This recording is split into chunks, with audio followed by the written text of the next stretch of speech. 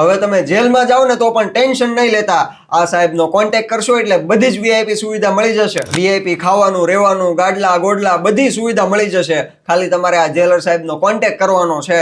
અને હા, થોડા ઘણા સાહેબને પૈસા આપવા પડશે, પણ તમને લાગશે નહીં કે તમે જેલમાં છો। પણ કેટલા આપવા પડશે થાય ને એવો પ્રશ્ન તો સાંભળો આ ઓડિયો। જેલર સાહેબ બોલું છું જેલમાંથી। હા તમારો સ્મિત આવે ને ઘોડા નંબર આપવો તમારે। બરાબર।